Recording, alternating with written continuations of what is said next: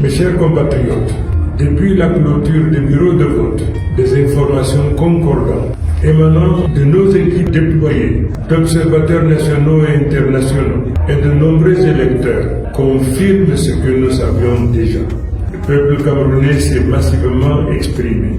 Les procès-verbaux signés et publiés dans des milliers de bureaux de vote témoignent d'une volonté claire et irréfutable. Or, en quelques heures, un mécanisme de falsification des résultats s'est mis en place. Des procès-verbaux authentiques, établis et signés au sortir des urnes, sont aujourd'hui contradictoires avec des copies présentées par les services de l'ECAM au niveau départemental.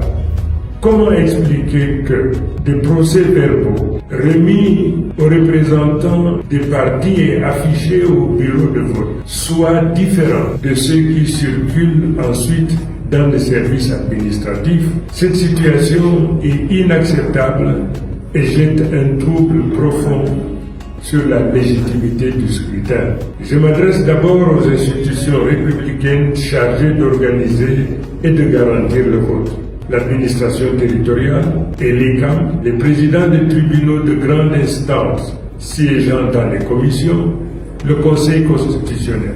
Vous avez une responsabilité historique. La confiance du peuple repose sur votre impartialité. Si des doutes pèsent sur l'intégrité d'un procès verbal centralisateur, il est de votre devoir professionnel et civique d'en instruire immédiatement la vérification et, le cas échéant, de suspendre toute proclamation fondée sur des documents entachés de fraude. À nos juges et magistrats présents dans les commissions départementales, votre rôle n'est pas de protéger des procédures opaques, mais de garantir la sûreté de la voix souveraine du peuple.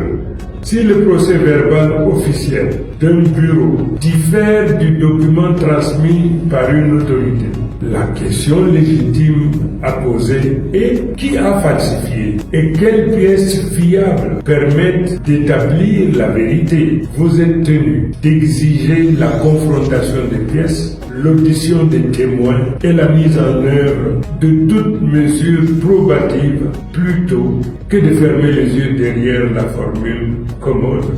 Seul le procès verbal central de l'ECAM fait foi. J'en appelle aussi à la communauté internationale, aux missions d'observation, ne restez pas silencieux face aux signes manifestes de falsification. Votre présence et vos constats impartiaux sont aujourd'hui indispensables pour prévenir l'escalade et garantir que la volonté populaire soit respectée. À ceux qui orchestrent la manifestation des résultats, vous pouvez retarder la reconnaissance de la vérité. Vous ne pouvez pas l'effacer. Nous connaissons vos méthodes. Nous savons où et comment elles opèrent. Mais je le dis solennellement, toute proclamation fondée sur des procès-verbaux falsifiés ne saurait être reconnue par le peuple. Le peuple camerounais, dans son immense majorité, a voté pour le changement et non pour le maintien de l'ordre établi. Il n'acceptera aucun résultat qui ne soit pas le reflet du vote issu des urnes et affiché dans tous les bureaux de vote en application de l'article 113 du Code électoral. Enfin, j'invite l'ensemble des forces vives de la nation, partis politiques, société civile, églises, syndicats, médias indépendants, à se joindre à cet appel pour exiger la transparence et la loyauté du dépouillement et la proclamation des résultats. L'avenir du Cameroun se joue aujourd'hui. Que la volonté du peuple soit respectée, que la loi et la justice prévalent. Vive la République, vive le Cameroun. Clément Tangana ne s'amuse. Ce n'est pas le ouan-ouan, c'est le roi. Ça tire au moment, l'année du changement.